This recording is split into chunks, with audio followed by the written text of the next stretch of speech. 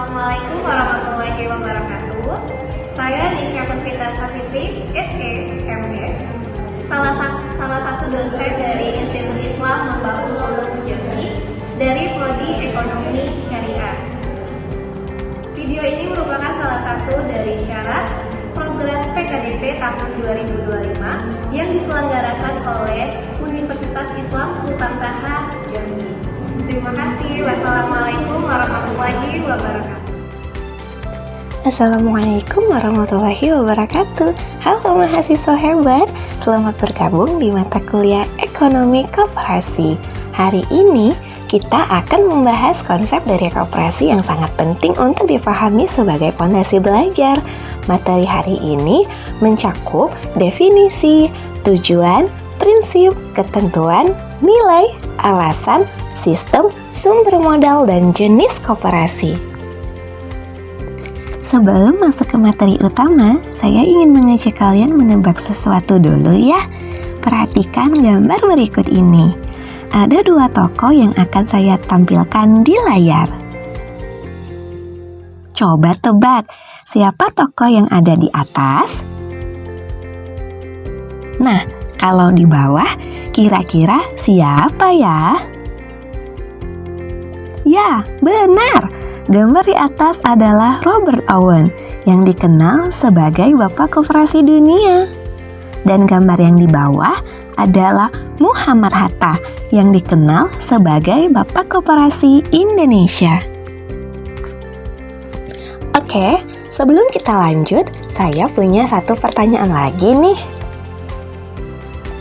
Adakah yang tahu kapan Hari Koperasi Nasional Indonesia diperingati? Coba ingat-ingat, pernah dengar tanggalnya?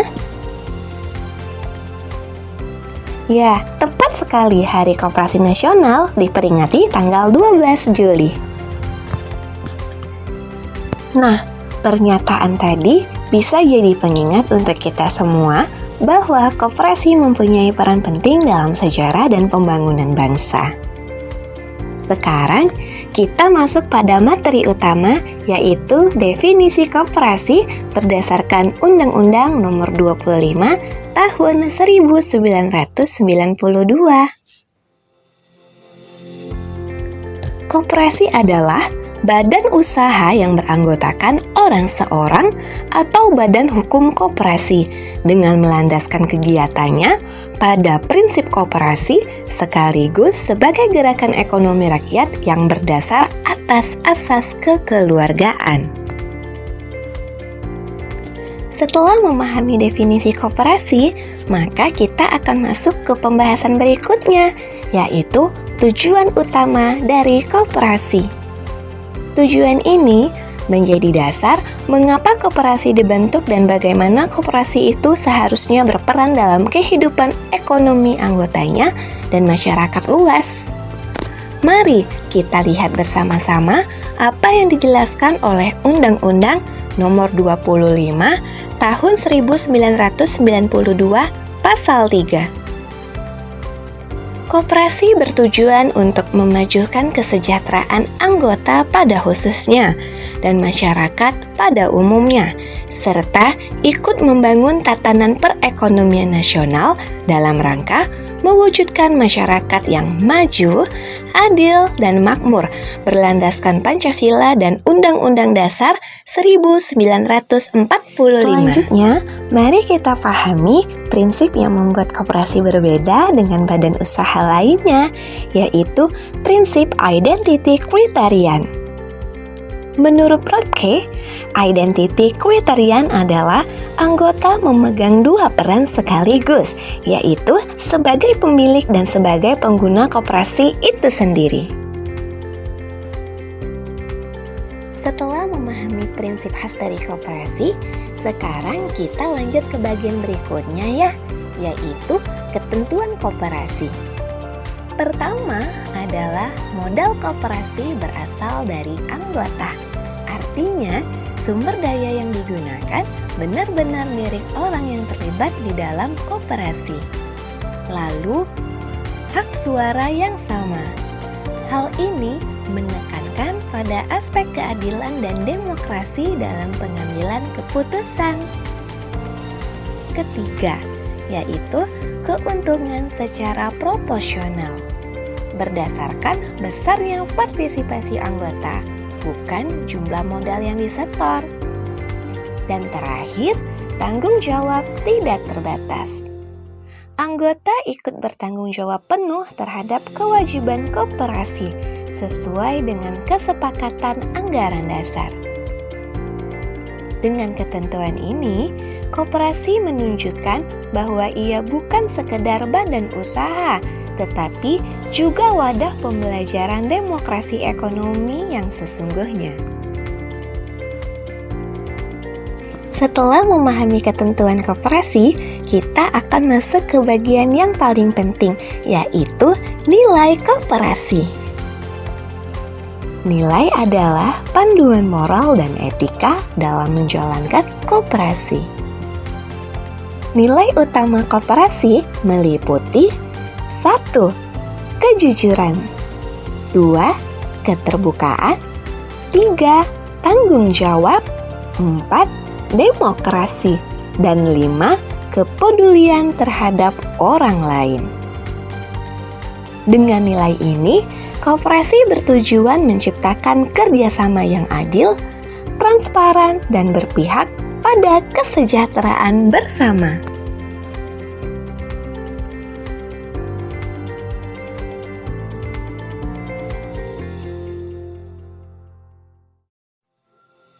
Setelah memahami nilai, tentu kita akan bertanya, mengapa sih seseorang memilih untuk menjadi anggota koperasi? Jawabannya, alasan dikategorikan dalam 4 kelompok. Pertama, alasan ekonomi, yaitu banyak orang yang bergabung karena ingin mendapatkan manfaat finansial, seperti harga barang yang lebih murah, jasa pinjaman dengan bunga yang rendah, serta peluang mendapatkan SHU. Kedua, alasan non-ekonomi, yaitu seperti mencari keamanan sosial, dukungan komunitas. Ketiga, alasan kelembagaan, yaitu memberikan ruang bagi anggota untuk terlibat aktif dalam pengambilan keputusan. Dan yang terakhir, keuntungan khusus, yaitu seperti memberikan potongan harga, pelatihan, atau subsidi tertentu. Jadi, untuk bergabung di koperasi tidak hanya soal mencari keuntungan, tetapi juga tentang perlakuan yang adil, kebersamaan, dan kesempatan ikut serta membangun ekonomi.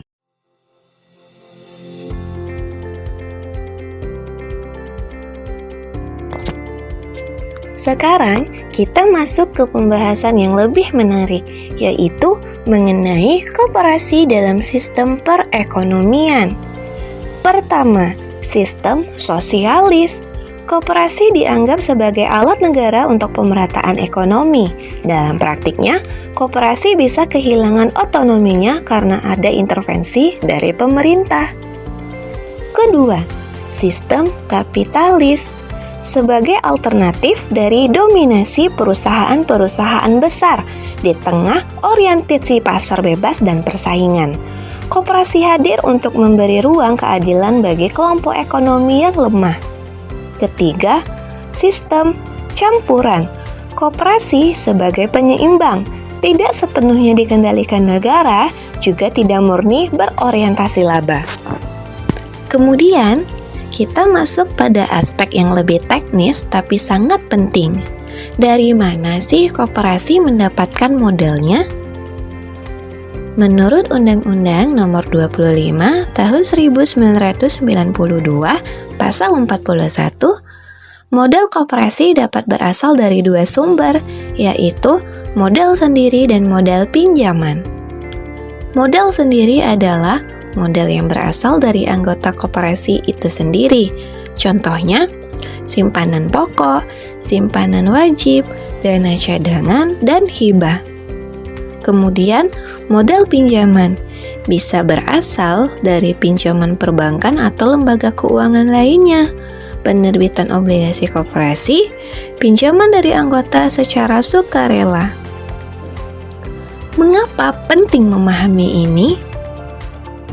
Karena kemampuan koperasi dalam mengembangkan usaha, melayani kebutuhan anggotanya, dan bertahan dalam pasar persaingan sangat bergantung pada pengelolaan modal yang sehat dan transparan. Sekarang kita akan bahas jenis-jenis dari koperasi yang ada di Indonesia. Koperasi dibedakan berdasarkan kegiatan usahanya. Tujuannya agar koperasi fokus melayani kebutuhan ekonomi anggotanya secara spesifik. Berikut adalah jenis-jenis koperasi yang utama. Pertama, koperasi konsumen, yaitu melayani kebutuhan sehari-hari anggota, seperti bahan pokok dengan harga yang relatif lebih murah dan kualitas yang lebih terjamin. Kedua, koperasi produsen, yaitu menghimpun para produsen seperti petani atau pengrajin untuk mengolah produksi, pemasaran, dan distribusi hasil secara kolektif. Ketiga, koperasi simpan pinjam, yaitu menyediakan layanan keuangan seperti simpanan dan pinjaman dengan bunga yang lebih ringan dibandingkan dengan lembaga keuangan formal. Keempat, koperasi pemasaran, yaitu membantu anggotanya memasarkan produk secara bersama agar memiliki daya tawar yang lebih kuat di pasar.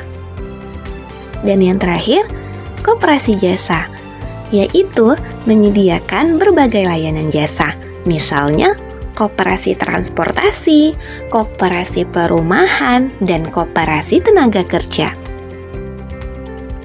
Dengan mengenali jenis-jenis ini, kita bisa memilih atau membentuk koperasi sesuai dengan karakteristik dan kebutuhan komunitas.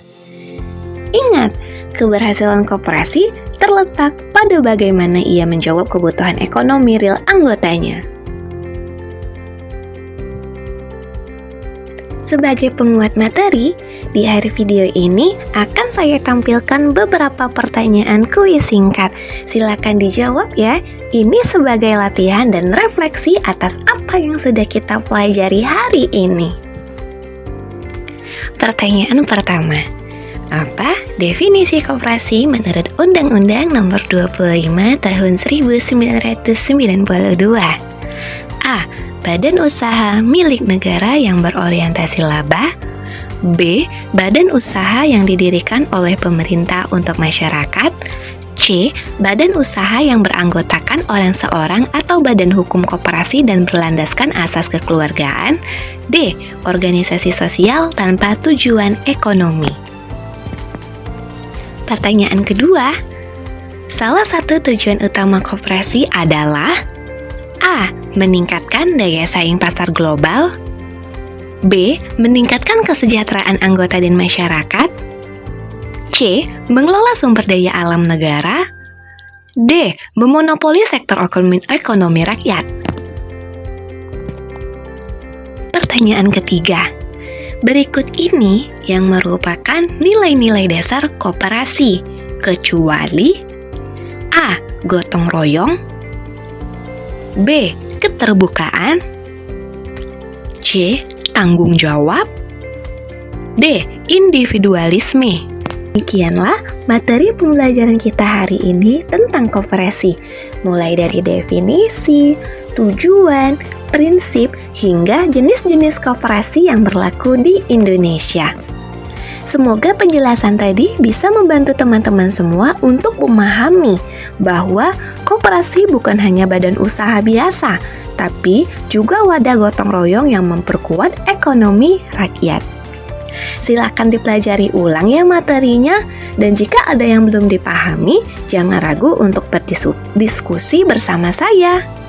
Sampai jumpa di video pembelajaran berikutnya. Tetap semangat dan jangan lupa belajar koperasi berarti belajar untuk saling menolong.